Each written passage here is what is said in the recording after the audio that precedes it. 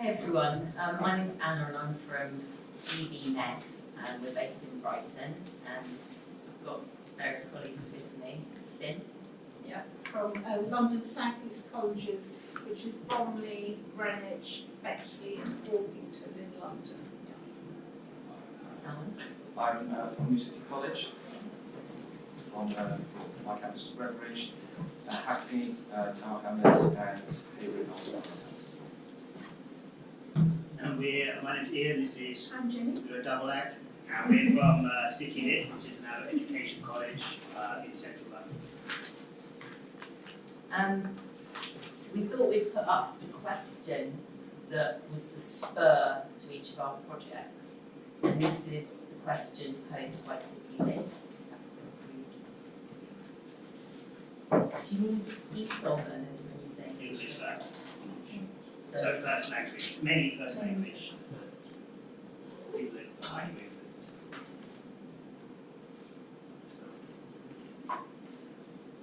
this is Finn's College, their question.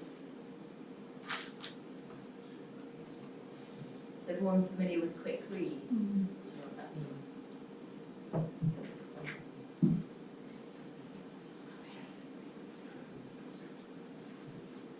This is Salmon's project, this is the question. Sometimes known as a pen pal project. You can find the answer here.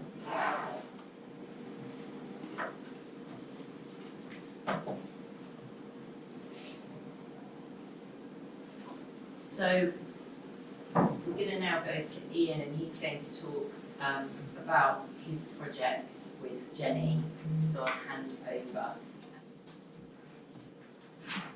Okay, yeah, so I should probably just say that as part of this project we filmed quite a large number of our English learners, so these are adults learning English, but with a degree of spoken fluency, so like first language, mainly first language English speakers. And we filmed them, and I remember there was one filming where the students, about 3 at entry 2, talked in quite a lot of detail about how they went to pieces when they were in any formal setting, like job interviews and so on, or any other formal interview.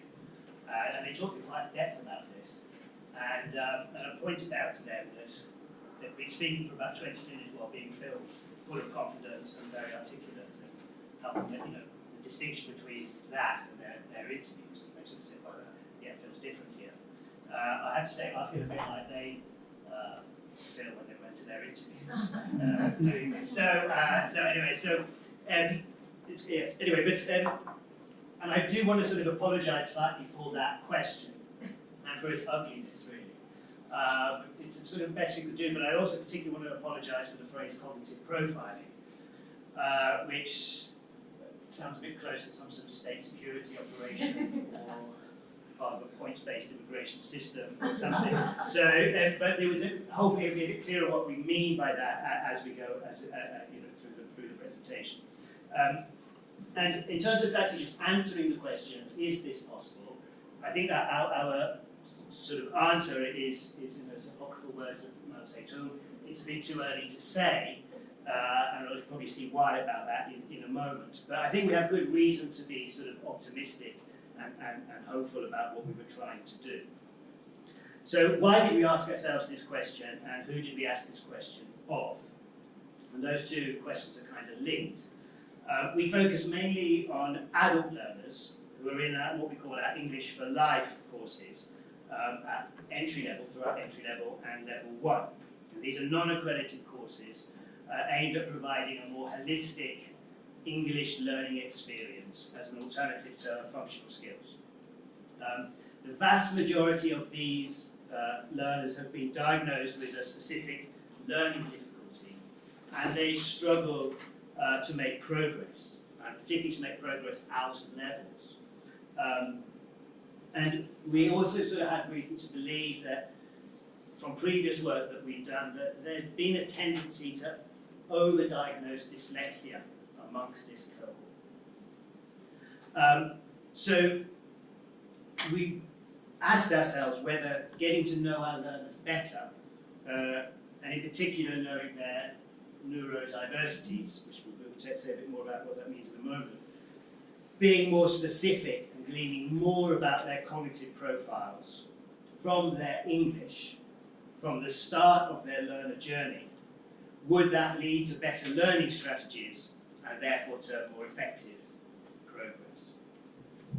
So we started by designing initial assessments to delineate not only levels of learners, but also to bring to light their neurodiversities at a kind of incipient, tentative level, which would then help tutors and inform classroom practice, and aided and guided by Jenny, who is our sort of not so resident, but kind of resident neuroscientist, has a background in neuroscience, and whether looking at it from this perspective would help the learning of these learners and lead to more perhaps effective different learning strategies within the classroom. So I'm going to hand over to Jenny, who's going to give us a little bit more background as to what the neurodiversities were that we were looking at. Can I also say I'm an English teacher as well as a neuroscientist, and I studied educational neuroscience very specifically rather than cognitive, so that I could look at how learners learn, but looking at the difficulties they have. When we use the word strategies, we're not looking at strategies just for English. We're looking at strategies for learning across everything they do. So it's not as narrow as that kind of strategy. So what we're looking at in terms of neurodiversities, the word neurodiversity has come to indicate ASD, autism spectrum disorder, which is inaccurate. Neurodiversity, we all are neurodiverse, and we have a combination of all sorts of fantastic ways that we learn. Some of us have difficulties, in fact all of us do. But the learners we have particular ones we have been able to identify as probably not dyslexia, actually. Even though most of them were diagnosed with dyslexia and at school they did not thrive. That's why they come to us and to you.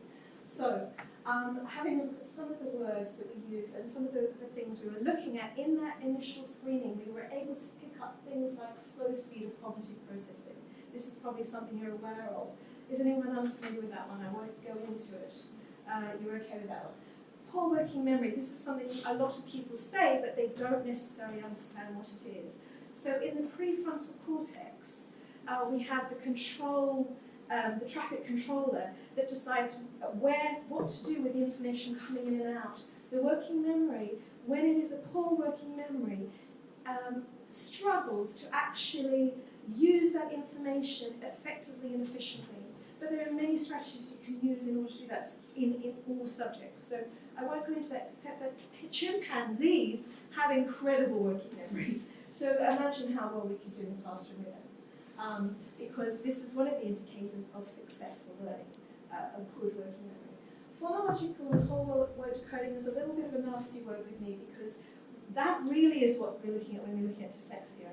But we have to distinguish whether or not they have phonological decoding difficulties or whole word difficulties. And both of those things can also indicate something further down, that, the next level down, specific language impairment, because the two things go together.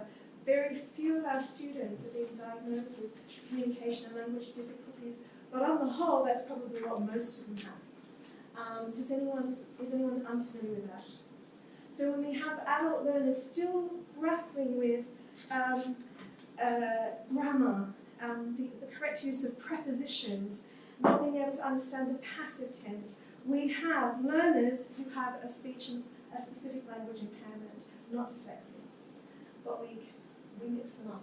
These ones are most likely to struggle with comprehension, because if you give them a complex sentence, which we do in GCSEs, especially in 19th century literature, what does that mean? But if we actually cut it up, they can understand.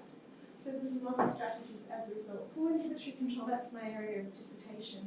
And this is something really interesting with our learners, that when they read, if they have poor inhibitory control, poor attention, which we can't see, they're likely to lose track of meaning. But they could understand if they had strategies, which, skimming and scanning won't necessarily give you, but, we need to go a little bit deeper than that. And we know ASD, but some of our learners look like they're ESOL, or that they have specific language impairment, but in fact they have autism. When they're on paper, they look like something else because they're not necessarily able to comprehend certain questions because it's meaningless. Hold on a minute. And I had a really good example in the next slide for you. And the next thing, fine motor, which is something that we can't do a great deal about, but we can certainly pick up. And I just said, beware of boxes that are labelled this, because you've got to open the box up and find out specifically what's in it. Okay? So we initially assessed around about 30 learners, and then for the purposes of this project we focused on about 4 or 5, and then we narrowed it down to 2 case studies. And this is where Jenny can tell us a bit more detail about what we learned about those 2, or a microcosm of what we learned about these 2 learners. So I've given you 2 different learners here, and just a little quote from each one, hoping to indicate a little bit about what was going on and what progress is made using some of the strategies from having screened them and picked up what is going on before they get into the classroom. Obviously, you need much more information than that, but it actually gives you a different understanding of the student that's presenting. So the first one, this is from a tutor who said, reminding AB to stop and recap what he's reading in much shorter bursts was successful. The reason for that is because we understood he had slow speed of processing, but quite possibly he was also having some attention difficulties, so that he wasn't necessarily tracking when he stopped losing track of what he was reading. This same learner with poor speed of, slow speed of processing and probably poor inhibitory control really benefited from not having scaffolding, because his cognitive load was so full that he could not keep track of the scaffolding and what he had to do. So it benefited him from actually talking about the task first of all and putting his own ducks in a row before that of anybody else's. So we couldn't use something like scaffolding. I just can't take it all in. So this particular learner we had some great feedback on him. Happy learner, someone whose confidence increased, and we actually found out he was a really great comprehender, but he didn't look like one at the start. So the next one was probably for me the most exciting, because this particular student, when we screened him, wrote practically nothing, and it looked like we needed to put him down into the pre-entry level. But in actual fact, this learner was on the spectrum, and so when you ask certain questions, I don't know what that question means.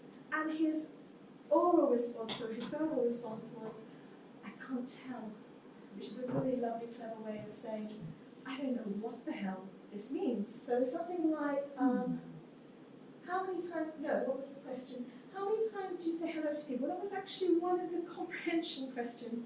And he said, I can't tell. The reason for that is because he took it very literally and had to count the number of times, average it out, and couldn't do that particular sum. I could go in a lot more detail on this particular learner and learners with autism, or on that spectrum of autism, and how we don't necessarily understand that they are comprehending, they're able to write so much more if we actually give them different strategies. And what some of those might be. If you have any questions, perhaps later, then I'll go really quickly. I think for me that was a kind of interesting example, because the question that the teacher was asking the learner in this case, how many times do people say hello a day or something like that, and producing no response looks like an incomprehension, and sort of the checking of learning. Okay, there's no learning taking place, which in some ways I guess is true, but actually with the effect of not asking a certain type of question. And then when you ask a certain other type of question, they produce the same answer as the rest of the learners to that question. So it was reframing the question. And I think those are just very small little strategies, which may be very familiar to some of you in the room, but those are things that I think we want to sort of work on and develop. So really just to, I know we've pushed your time, so just to sort of return to our inelegant question at the beginning, is this sort of cognitive profiling approach, is it worth pursuing? Well, I think from our institutional point of view, the answer is yes. We had a lot of difficulties with this project, in terms of we had staff sickness to deal with, and also student sickness, and all, I think it was pointed out this morning, all of the other everyday difficulties that can take place in our institutions. And so actually providing sort of real clear-cut evidence on such a short project is really very tricky. I would say we haven't really got that. But we do have enough, I think, to think this is a strategy worth pursuing. And I think from my point of view, because I'm the head of the programme, so I'm not directly in the classroom, and the thing that I found most useful in terms of curriculum development and quality development was actually having a discourse by which to talk about these issues.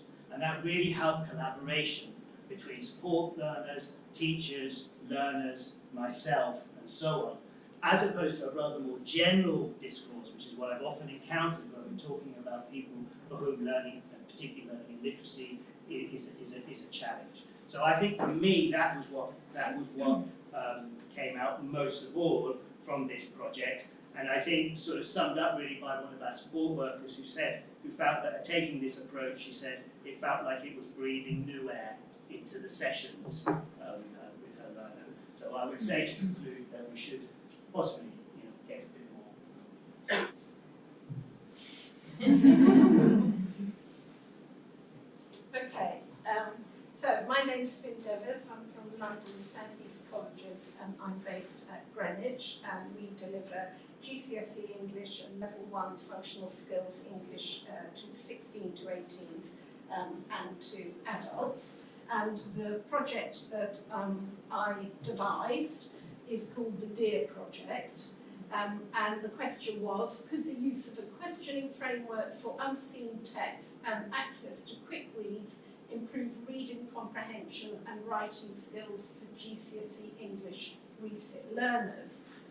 But one of the key issues, the key problems that I felt I was responding to, and with other colleagues at London South East Colleges, was the lack of engagement with GCSE, particularly the recit learners, who felt so fatigued by this constant recit and constant failure.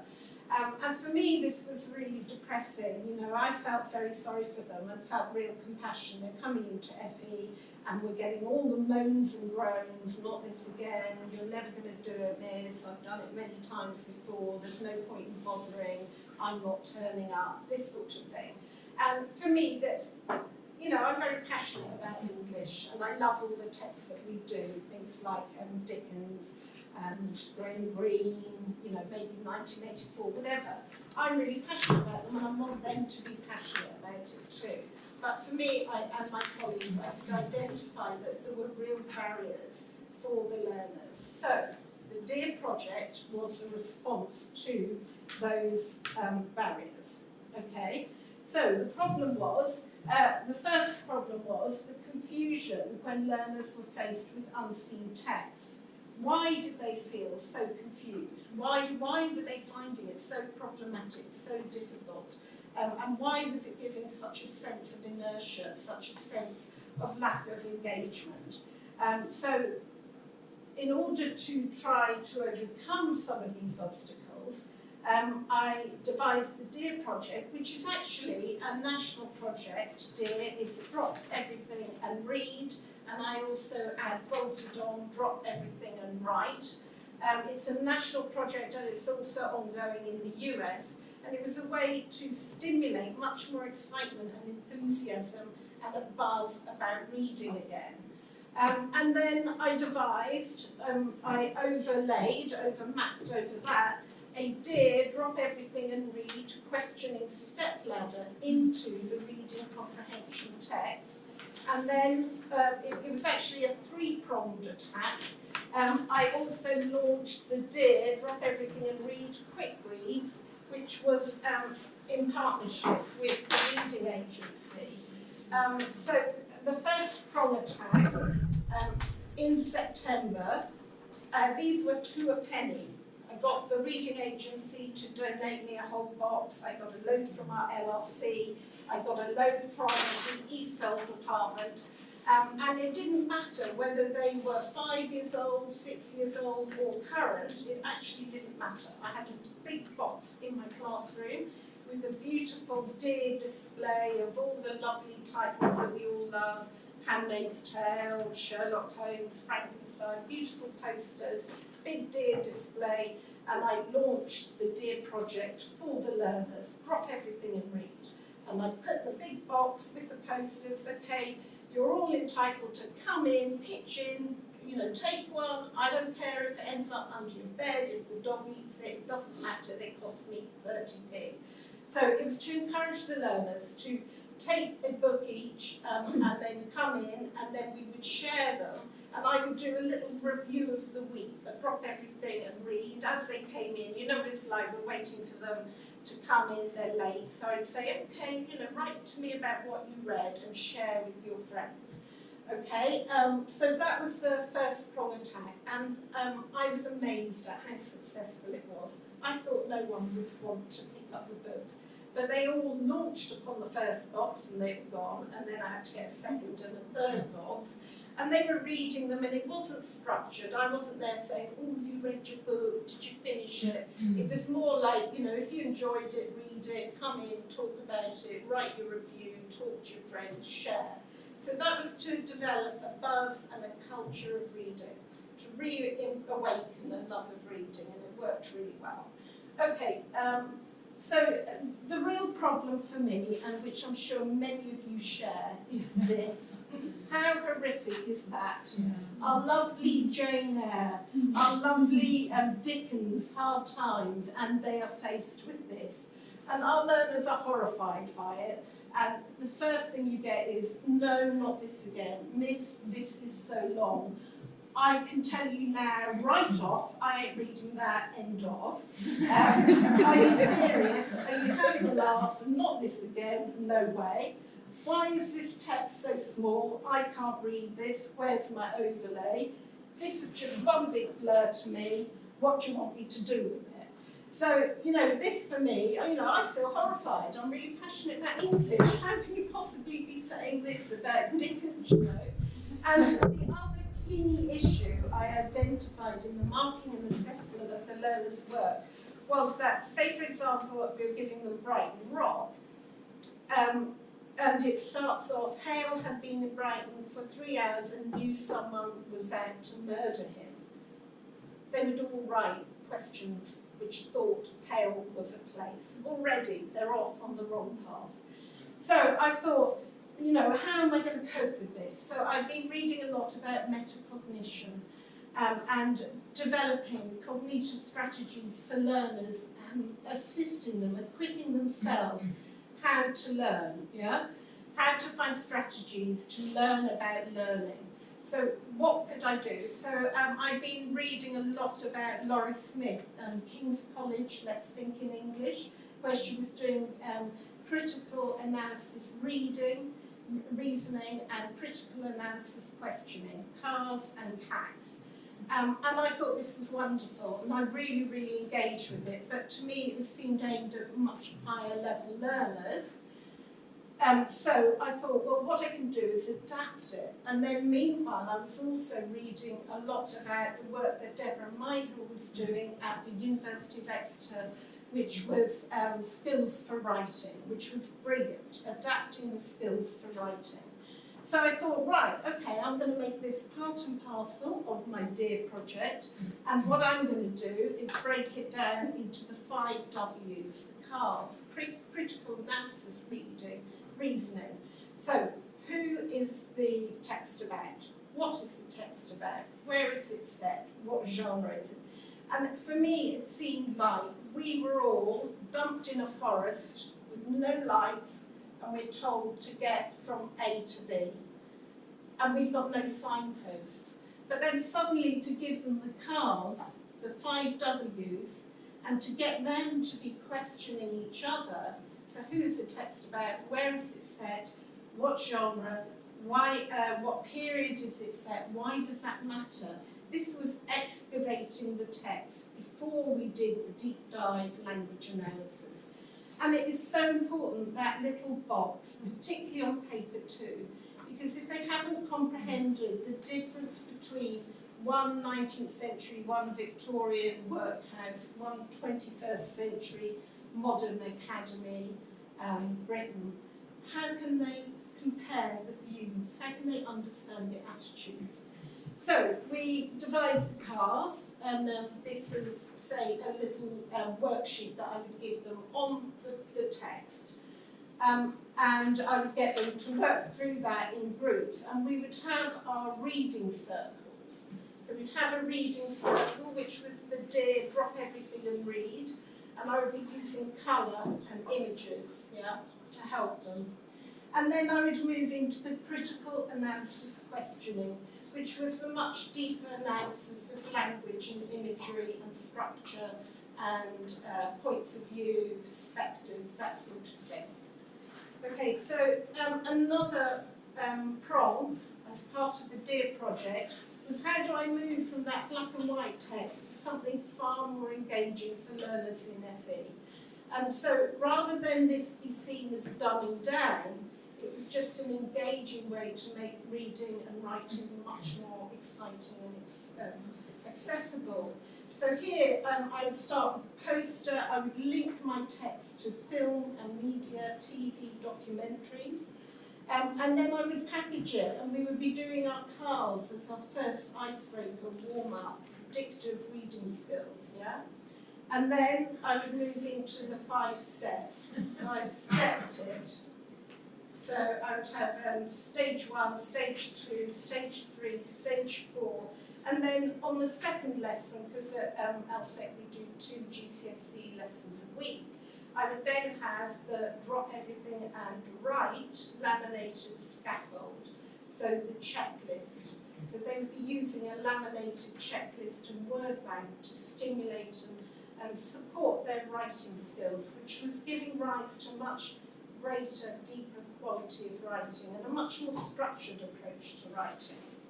And then another prong of the drop everything and read and drop everything and write was to use Google Immersive. So this was another strategy to break down text. So I would take a piece of the text here, drop it into Google Immersive, and then we would highlight adverbs, verbs, nouns, adjectives.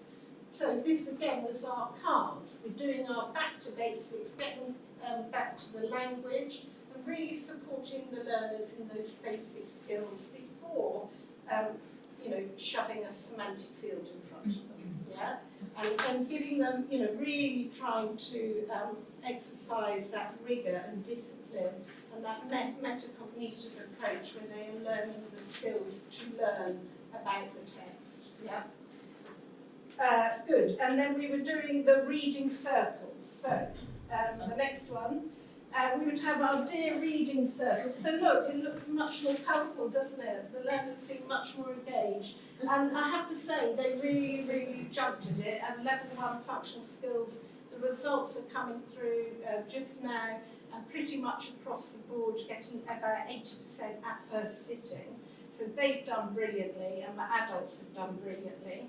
And the thing is, I can't make a claim about the GCSE. Many of our learners struggle.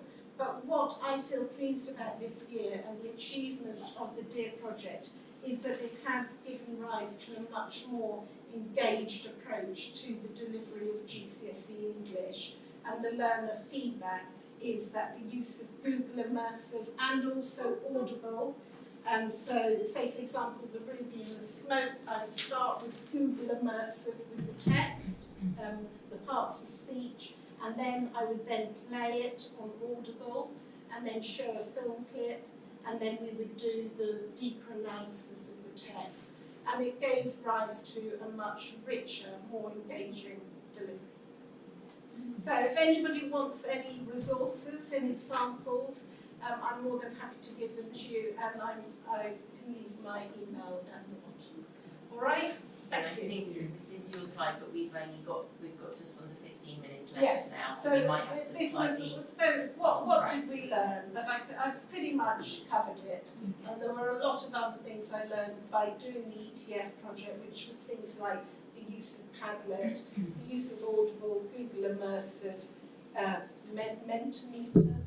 Yeah, so a lot of other multimedia approaches. Thank you. So we'll have to be fairly punchy. I think we've got about 12 minutes left. So, okay. Okay, so I represent New City College, and what we did was a letter exchange scheme. One of the reasons why we chose this is because, as English teachers, we know that whenever we pitch out for a writing task forward to a student, it's usually met with resistance. The results aren't always great, so one of the issues that I think we all face all the time is that we see sentences are normally very short or they're very extended.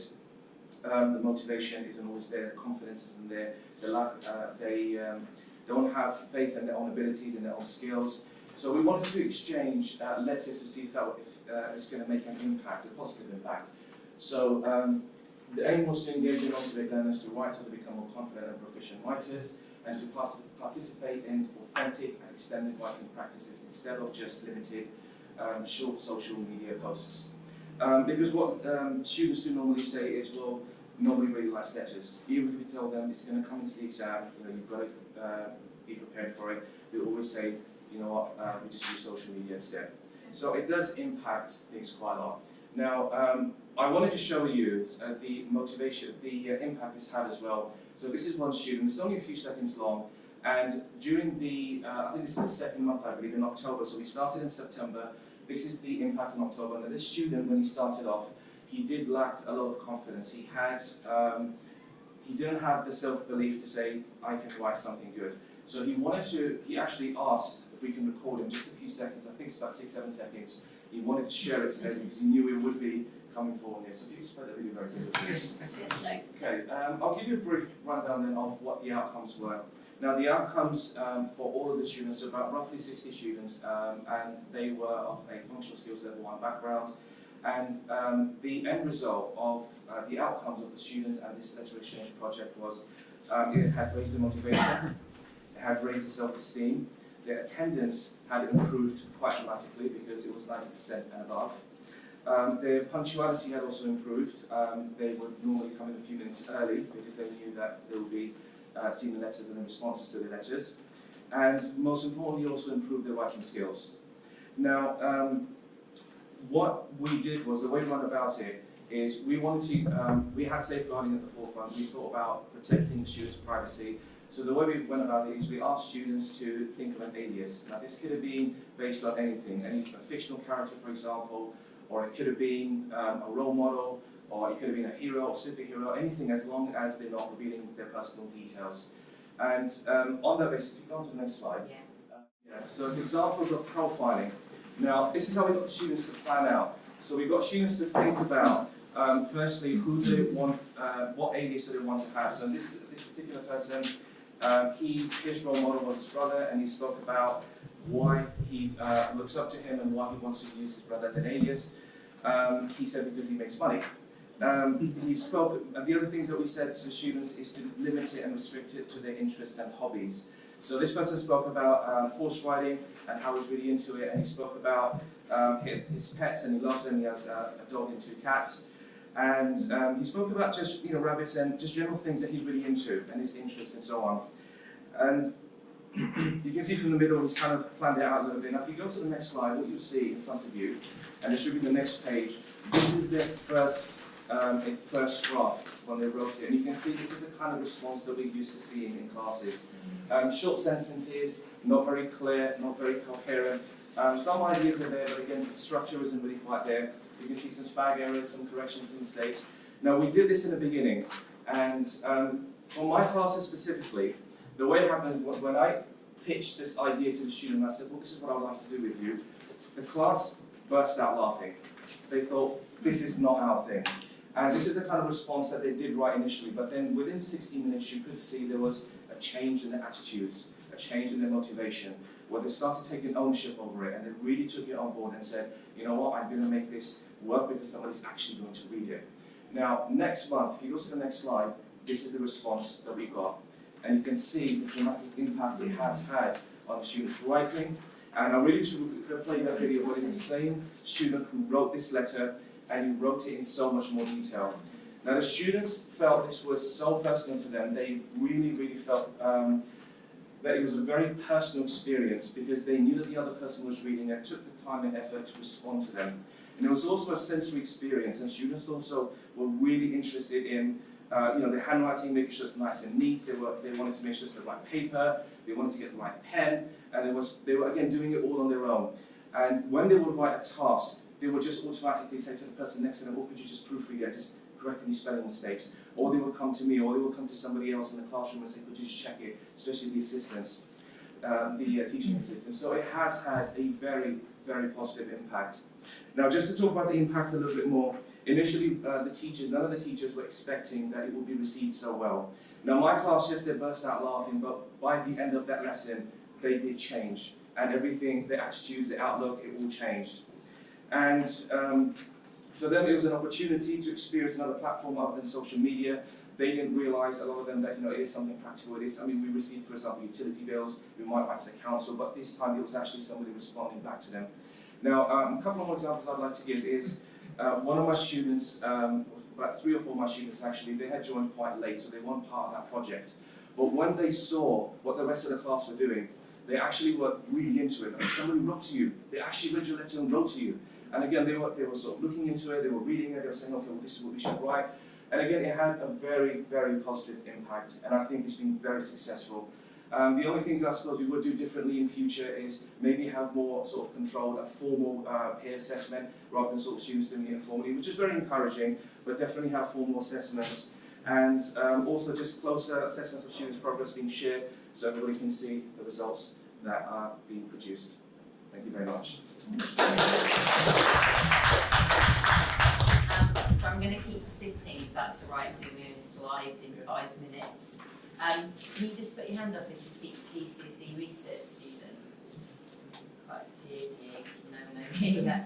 All right. So another question, I wonder how they keep their work, because I think a lot of FE learners, well certainly where I've worked previously, have had these folders. And for us it was a bit of a problem. We called it an exploding folder. And they would just shove all these unseen texts and extracts and worksheets.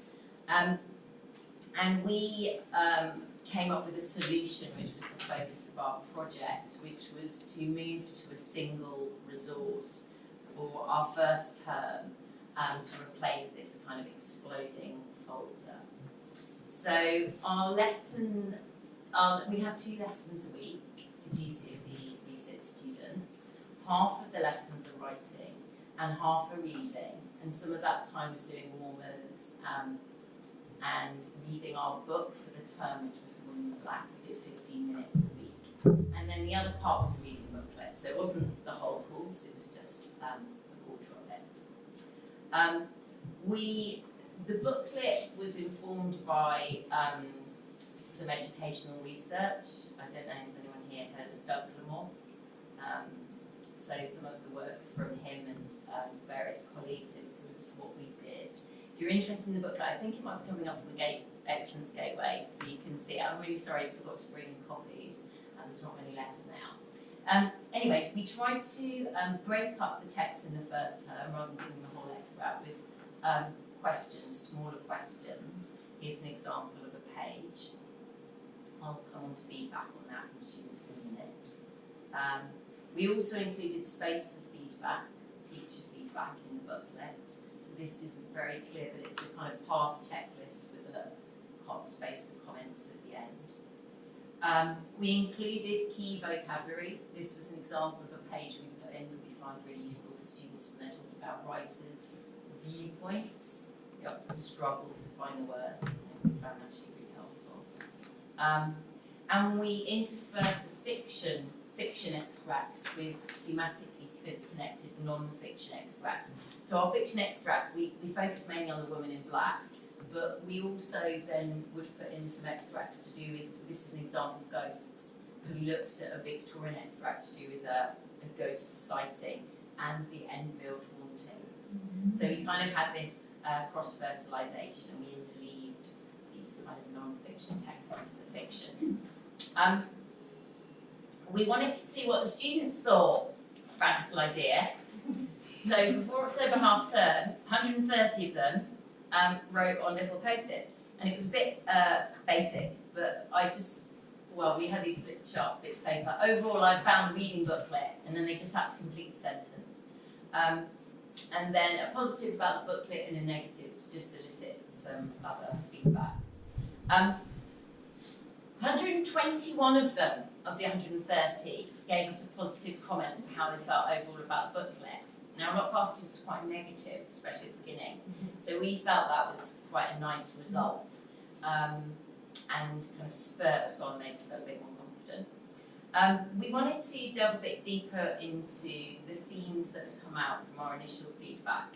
So we did Claire's idea, tablecloth activity, and we focused on 4 groups, and we asked them, we took the themes, so one of them was, oh God, I can't even read that, sorry, let me just peer at it.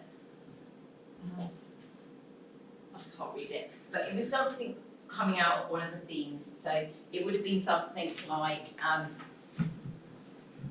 really trying to remember it, negatives to do with the booklet. We wanted to find out a little bit more. And from that we got some better ideas as to how we might improve or develop the booklet. And then finally interviewed 2 students in depth and case studies. And here's an example of one student's writing at the beginning, the diagnostic, and then how she wrote in the booklet.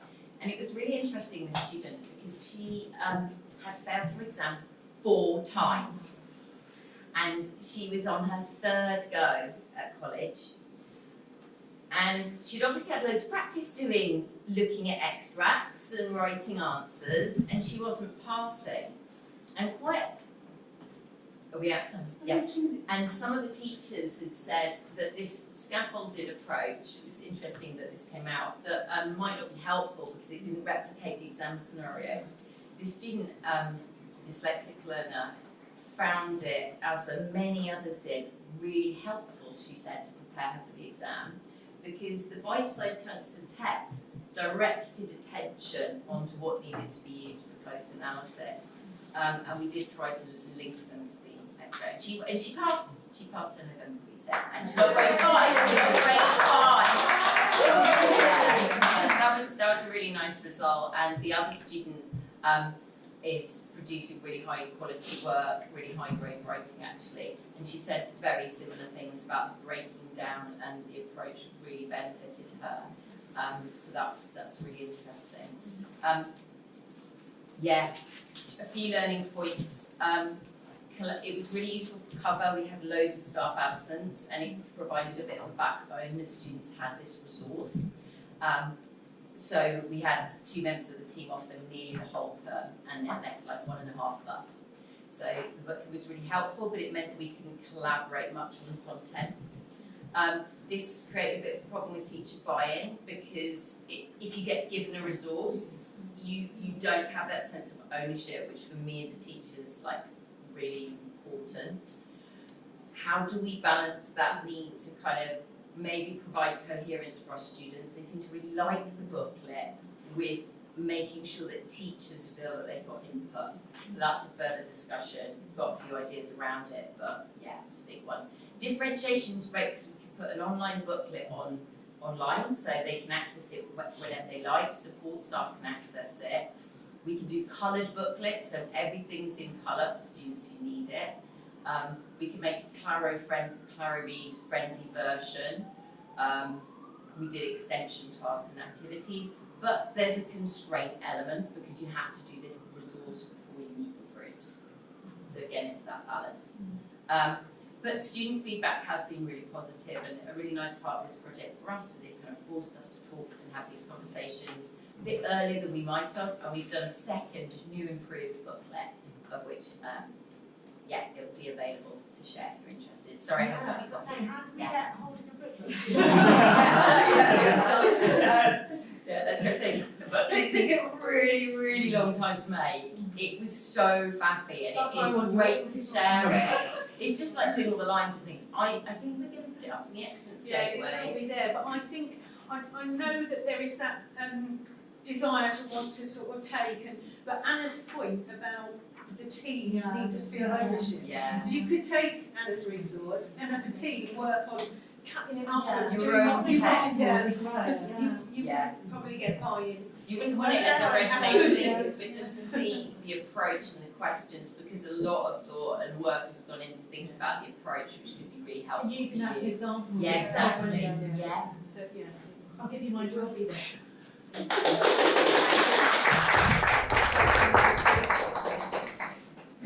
I'm lucky I'm really to hear about all of this. It's been fascinating. And go and find people at lunchtime if you want to. Somebody said to me once, I don't believe that everybody's neurodiverse. And I'm so glad you clarified, because I think we are all neurodiverse. And I feel confident to speak about that again now. So thank you. Fascinating. Yeah. For really, really useful projects. Thank you.